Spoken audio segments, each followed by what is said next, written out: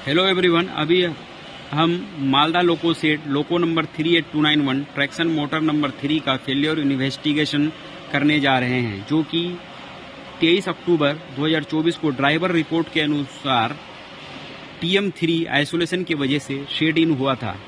इससे पहले कि इन्वेस्टिगेशन शुरू करें, चलिए थोड़ा ट्रैक्शन मोटर नंबर 3 का ब्रीफ हिस्ट्री जान लेते हैं। इससे पहले IC0 शेड्यूल जो कि 22 दिसंबर 2023 को किया गया था, तो उसमें इंडक्टेंस वैल्यू का मैक्सिमम डिफरेंस 0.363 मिली हेनरी अर्थात 363 माइक्रो हेनरी पाया गया था। साथ ही ड्राइवर द्वारा कोई रिपोर्ट अथवा DDU में कोई मैसेज इससे संबंधित नहीं पाया गया। IC1 शेड्यूल जो कि 5 अक्टूबर 2024 को किया गया था, तो उसमें भी इंडक्टेंस वैल्यू का मैक्सिमम डिफरेंस 0.362 मिली हेनरी अर्थात 362 माइक्रो हेनरी पाया गया। साथ ही ड्राइवर द्वारा कोई रिपोर्ट अथवा DDU में कोई मैसेज इससे संबंधित नहीं पाया गया। इसके बाद 23 अक्टूबर 2024 को ड्राइवर रिपोर्ट के अनुसार ट्रैक्शन मोटर 3 आइसोलेशन के कारण लोगों को अनशेड्यूल अटेंशन के लिए शेड इन किया गया। शेड इन होते ही फिर से ट्रैक्शन मोटर नंबर 3 का वैल्यू इंडक्टेंस वैल्यू लिया गया और इसका मैक्सिमम डिफरेंस 0.133 मिली हेनरी अर्थात 133 माइक्रो हेनरी मिला, जिसके वजह से TM3 को चेंज करने का निर्णय लिया गया। क्योंकि ट्रैक्शन मोटर नंबर 3 का inductance value difference 0.015 milli henry अर्थात 15 माइक्रो हेनरी से ज़्यादा आ रहा है, इससे यह पता चलता है कि रोटर या स्टेटर में कोई प्रॉब्लम होगी। इसके इन्वेस्टिगेशन के लिए हम लोग डिफेक्टिव ट्रैक्शन मोटर का डिसमेंटलिंग करेंगे। ये देख सकते हैं डिसमेंटल किया हुआ रोटर, ये देख सकते हैं डिसमेंटल किया हुआ स्टेटर। स्टेटर को विजुअली चेक किया गया, ऐसे तो कोई एबनॉर्मलिटी इसमें नहीं निकला। फर्दर इन्वेस्टिगेशन के लिए हम लोग इसका सर्च टेस्टिंग करना चाहते हैं। RDSO SMI 149 के अनुसार सर्च टेस्टिंग हम लोग ऑक्सिलरी मोटर के स्टेटर का करते हैं, किंतु इसका क्योंकि इंडक्टेंस वैल्यू का डिफरेंस ज़्यादा पाया गया है, इसलिए हम लोग इसका स्टेटर का भी एक बार सर्च टेस्टिंग करके देख लेते हैं। ये देख सकते हैं हम UVW का कनेक्शन सर्च टेस्टर से इसमें स्टेटर में कर दिए हैं। अब चलते हैं इसका ग्राफ देखने, ग्राफ का एनालिसिस करने, कोई फॉल्ट है कि नहीं है। चलते हैं अब सर्च टेस्टिंग मशीन की तरफ। ये देख सकते हैं, ये हम लोगों का डिजिटल सर्च कंपैरिजन टेस्टर है। इसी में हम लोग स्टेटर के तीनों फेज के वाइंडिंग का चेकअप करते हैं। देख सकते हैं 3.56 kilo volt surge voltage set किया हुआ है। यह देख सकते हैं सर्ज वोल्टेज सेट करने के लिए रोटेटिंग नॉब दिया गया है। हमारा ट्रैक्शन मोटर 2.18 किलो वोल्ट का होता है। हम लोग लगभग 3.5 किलो वोल्ट का सर्ज अप्लाई करके टेस्टिंग करते हैं। यह पावर ऑन ऑफ स्विच है, देखिए अभी ऑन पोजीशन में है। ऑसिलोस्कोप का डिस्प्ले देख सकते हैं, जिसमें वेवफॉर्म डिस्प्ले होगा। यह देख सकते हैं रोटेटिंग नॉब दे रखी है, जिसके 3 पोजीशन RYB हैं। जब R पोजीशन में होता है तो UV फेज में सर्ज अप्लाई होता है। जब Y पोजीशन में होता है तो सर्ज V और W फेज में अप्लाई होता है। इसी तरह B पोजीशन UW फेज के लिए है।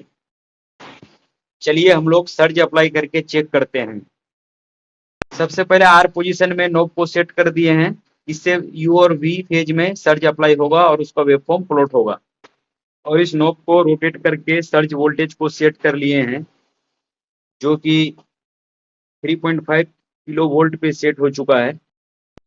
ये ग्रीन कलर का पुश बटन, जिसे प्रेस करने से सर्ज अप्लाई होता है और यहाँ पर वेवफॉर्म प्लॉट हो जाता है। तो चलिए अब सर्ज अप्लाई करके हम लोग देखते हैं। ये देखिए सर्ज अप्लाई किया जा चुका है और होल्ड कर दिया गया है। और वेवफॉर्म देख सकते हैं, U और V फेज का दोनों वेवफॉर्म एक दूसरे के सुपर इम्पोज हो गए हैं, इसलिए एक सिंगल वेवफॉर्म की तरह दिखते हैं। वेवफॉर्म के पोजीशन को ऊपर नीचे करके देखते हैं, देखने से दोनों वेवफॉर्म नॉर्मल और एक दूसरे के आइडेंटिकल हैं, अतः हम कह सकते हैं कि UV फेज में कोई डिफेक्ट नहीं है। चलते हैं अब Y पोजीशन में रख के V और W फेज को चेक करने के लिए। ये देखिए नॉब को Y पोजीशन में सेट कर दिए हैं। अब सर्ज अप्लाई करने जा रहे हैं। सर्ज अप्लाई करके होल्ड कर दिए हैं। ये देख सकते हैं कि V और W फेज का भी वेवफॉर्म नॉर्मल और सुपर इम्पोज आया है, अतः V और W फेज में भी कोई डिफेक्ट नहीं है। अब वेवफॉर्म का पोजीशन ऊपर नीचे करके देख सकते हैं कि दोनों वेवफॉर्म एक दूसरे के आइडेंटिकल आया है। अब चलते हैं हम लोग नॉब को बी पोजीशन में रखकर यू और डब्ल्यू फेज को चेक करने के लिए। जैसे ही सर्ज अप्लाई किए वेब फॉर्म आ चुका है। ये यू और डब्ल्यू फेज का वेब फॉर्म भी नॉर्मल और सुपर इम्पोज आया है। वेब फॉर्म की पोजीशन को ऊपर नीचे करके भी देख सकते हैं कि यू और डब्ल्यू फेज का वेब फॉर्म आइडेंटिकल आया है। सारे फेज का सर्च टेस्टिंग कंप्लीट हो चुका है। चूंकि सभी फेज का वेब फॉर्म नॉर्मल और आइडेंटिकल पाया गया, अतः हम कह सकते हैं कि स्टेटर के तीनों फेज के वाइंडिंग में कोई डिफेक्ट नहीं है। ये देख सकते हैं डिसमेंटल किया हुआ रोटर। डिसमेंटल किया हुआ रोटर का विजुअल चेकिंग करने जा रहे हैं। विजुअल चेकिंग स्टार्ट करते हैं। ये देख सकते हैं बर्निंग साइन, यहाँ पे बर्निंग साइन है रोटर में, यहाँ पे भी बर्निंग साइन है, यहाँ पे भी बर्निंग साइन है, बहुत सारी जगह में बर्निंग साइन है। हीटिंग की वजह से ये देख सकते हैं जो पेंट किया गया था वो पेंट भी उखड़ गया है। इसका जगह जगह में पेंट उखड़ा हुआ है। दोनों साइड में ही ऐसा हुआ है, पेंट उखड़ा हुआ है। और कुछ क्रैक भी पाए गए। रोटर बार के एंड रिंग के तरफ क्रैक पाए गए हैं। ये देख सकते हैं क्रैक, यहाँ पे भी क्रैक है, इधर क्रैक है, ये भी क्रैक है।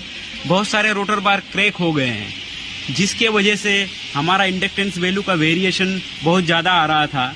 अभी हम जा रहे हैं डिफेक्टिव रोटर का ग्रोलर टेस्टिंग करने।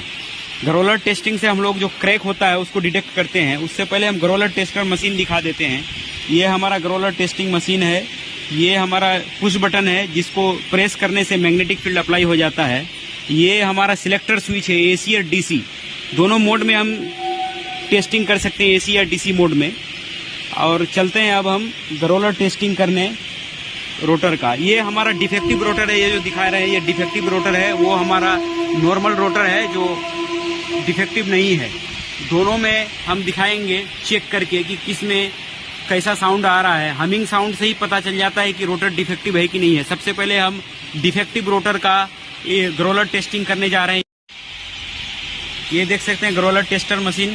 ग्रोलर टेस्टिंग के लिए हम लोग इस तरह से प्लेस किए हैं। अब इसका जो पुश बटन है इसको ऑन करेंगे तो मैग्नेटिक फील्ड अप्लाई हो जाएगा। और इस साथ ही ये जो थिन टाइप का प्लेट है, आयरन प्लेट, इससे हम लोग सटा के चेक करेंगे कि कोई हमिंग साउंड आ रहा है कि नहीं आ रहा है। ये देख सकते हैं कोई भी साउंड नहीं सुनाई दे रहा है। इसका मतलब है कि मेरा जो ये रोटर है ये कहीं ना कहीं क्रैक है और ये रोटर डिफेक्टिव है। पोजीशन चेंज करके भी एक बार आपको दिखाते हैं।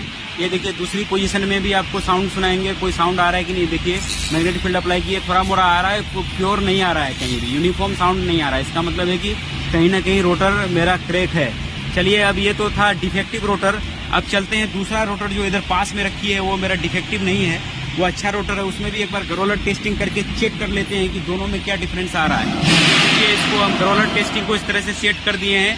अब मैग्नेटिक फील्ड अप्लाई किए हैं और इस तरह से देख सकते हैं क्लियरली हमिंग साउंड आ रहा है। इसका मतलब है कि ये मेरा जो रोटर है ये डिफेक्टिव नहीं है, कहीं भी क्रैक नहीं है इस रोटर में। क्लियरली हमिंग साउंड सुनाई दे रहा है आप लोगों को।